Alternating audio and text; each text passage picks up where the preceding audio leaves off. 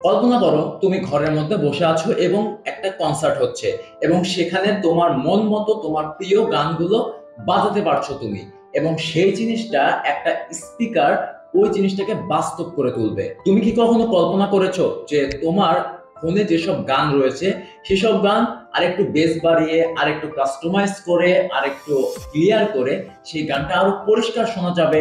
Remax RV M46 এই স্পিকারটা তোমার ওই বিষয়টাই পূরণ করবে। তুমি পার্টি করতে পারবে, তুমি গান শুনতে পারবে, পাশাপাশি তুমি মনোযোগ দিয়ে বইও পড়তে পারবে। সব সময় তোমাকে এই স্পিকারটা তোমাকে সাপোর্ট করবে। আজকের ভিডিওতে আমরা এই স্পিকারটা সব দিক থেকে খুঁটিয়ে দেখব।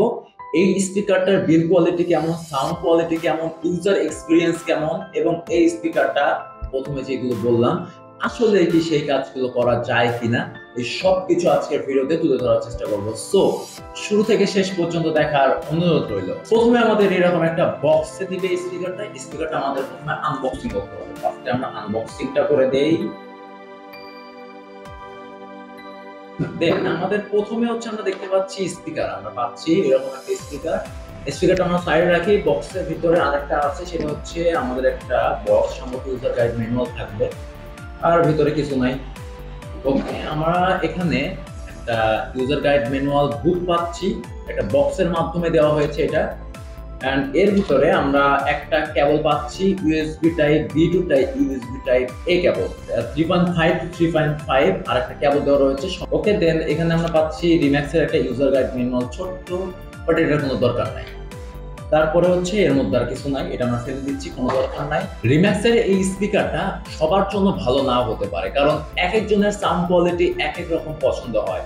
সো এই দিক থেকে অনেকজনের কাছে এটা ভালো লাগবে, আবার অনেকজনের কাছে এটা আবার খারাপ লাগবে। তবে সাধারণত RV M46 এই স্পিকারটা তোমরা সব থেকে ভালো একটা বিষয় দেখতে পাবে, সেটা হচ্ছে এটার সাউন্ড কোয়ালিটি।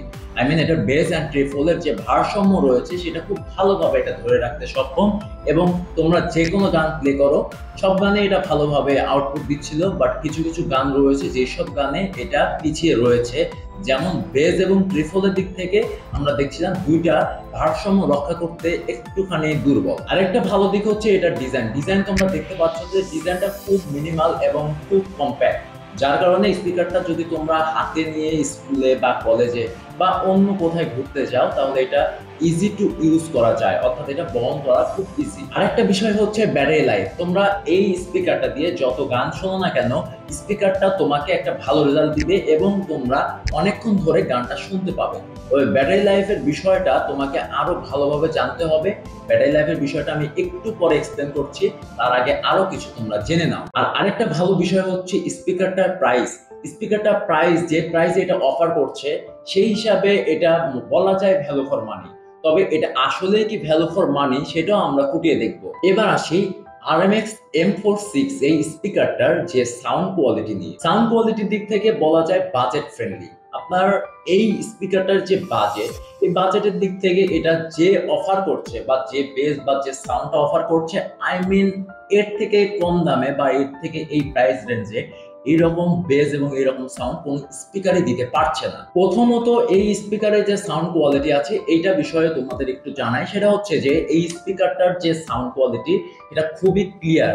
তোমরা যদি যে কোনো সিঙ্গারের গান শোনো, সেই গানের ক্ষেত্রে দেখবে যে কিছু কিছু পয়েন্ট আছে যেগুলো আমরা হেডফোনে বা মোবাইলের স্পিকারে শুনলে সেটা নোটিস করতে পারি না, বাট এই স্পিকারটা যেহেতু 3D সাউন্ড প্রোভাইড করে সেক্ষেত্রে তোমরা দেখতে পাবে যে এখানে ওই রকম কোনো ইস্যু নাই। তোমরা প্রতিটা কথা, প্রতিটা লেভেল খুব ভালোভাবে গেস করতে পারছো। আরেকটা বিষয় হচ্ছে ভালো বেস কোয়ালিটি। এইরকম দামে এই বেসটা যেটা অফার করছে এটা একদমই।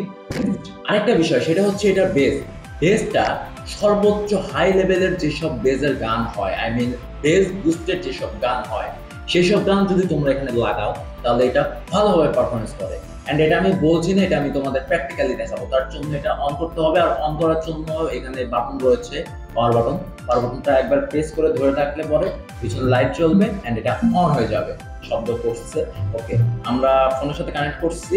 এবার একটা ইউটিউবে প্লে করবো ভিডিও যে আসলে এটা কেমন পারফরমেন্স দিচ্ছে। আর এটার ভলিউম কিন্তু খুবই হাই লেভেলের। সো আমি প্রথমত ভলিউমটা ফুল দিচ্ছি।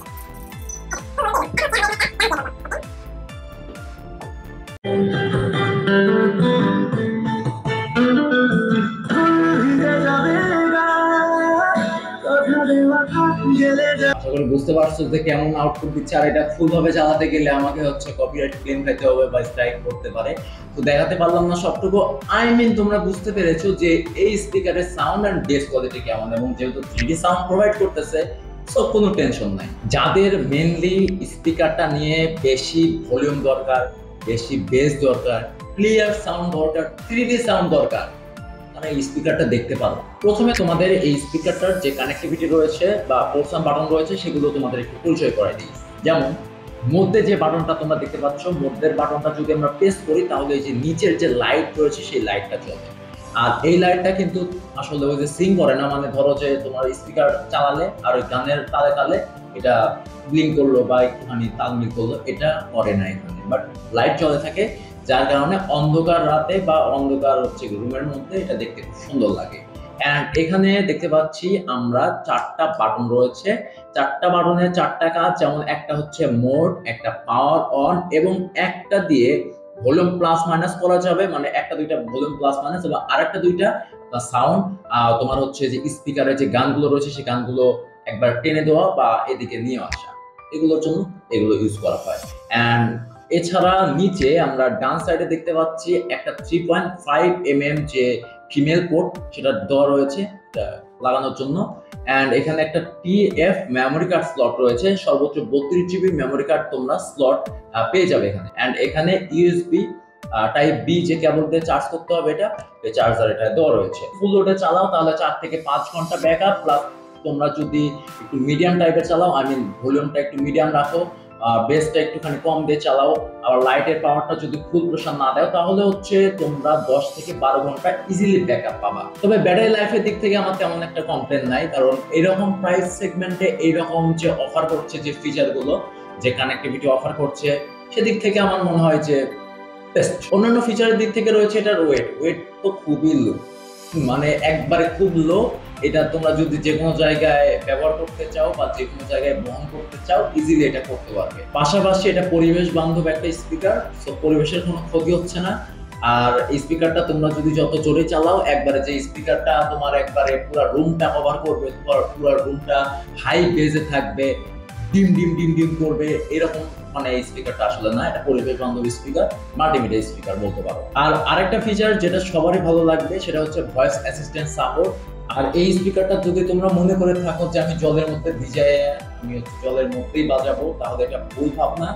এই স্পিকারটা ওয়াটারপ্রুফ না বা ওয়াটার রেজিস্ট্যান্টও না। যদি একটুখানি জলের ভিতরে ঢুকে যায়, কোনো গ্যারান্টি নাই বা কোনো সিওরিটি নাই যে স্পিকারটা আসলে ভালো থাকবে কি ভালো থাকবে না। তবে একটা কথা বলা যায়, RB M46 স্পিকারটা কানেক্টিভিটির দিক থেকে, সাউন্ড কোয়ালিটির দিক থেকে, বেস, 3D মাল্টিমিটার সব দিক থেকে বাজেট ফ্রেন্ডলি একটা স্পিকার, এন্ড আমার মনে হয় যে এটা বেস্ট চয়েস। তবে রিম্যাক্স RB M46 এই স্পিকারটা সাউন্ড কোয়ালিটির দিক থেকে, তারপর কানেক্টিভিটির দিক থেকে, দেন যে ফিচারগুলো রয়েছে, প্রাইসের দিক থেকে, এগুলোর দিক থেকে তোমাকে নিরাশ করবে না। এখন আমাদের জানা দরকার স্পিকারটার সুবিধা এবং অসুবিধা নিয়ে। ফার্স্টে আমরা ভালো দিকগুলো, আই মিন সুবিধাগুলো একটু কথা বলি, দেন অসুবিধার দিকে যাচ্ছি। প্রথম সুবিধা হচ্ছে এটার প্রাইস। অন্যান্য স্পিকার তোমরা এই দামে অনেক স্পিকার পেয়ে যাবে, ব্র্যান্ডের নাম উল্লেখ করলাম না, অনেক স্পিকার পাবা, কিন্তু এইরকম স্পিকার পেতে গেলে এইরকম প্রাইসে পাওয়া খুব টাফ।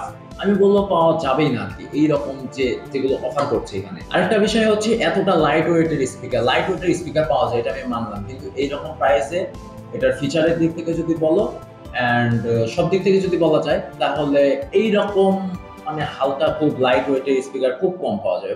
বাট আরেকটা হচ্ছে সাউন্ডের গুণগত মান, সাউন্ডের বেস, সাউন্ডের 3D সাউন্ড, মাল্টিমিডিয়া স্পিকার, আবার সুন্দর পরিষ্কার ক্লিয়ার সাউন্ড, এইরকম দামে একটা স্পিকার আমার মনে হয় না যে অন্য কোনো ব্র্যান্ড অফার করতে পারবে। আরেকটা বিষয় হচ্ছে কানেক্টিভিটির দিক থেকে তো অবশ্যই এটা এগিয়ে রয়েছে। ব্লুটুথ 5.2 ইউজ করা হয়েছে, এবং এই প্রাইস রেঞ্জে যে এতটা সুন্দরভাবে ওয়্যারলেসলি আমরা স্পিকারটা ক্লিয়ার ভাবে আউটপুট পাচ্ছি, এটা অনেক বড় বিষয়।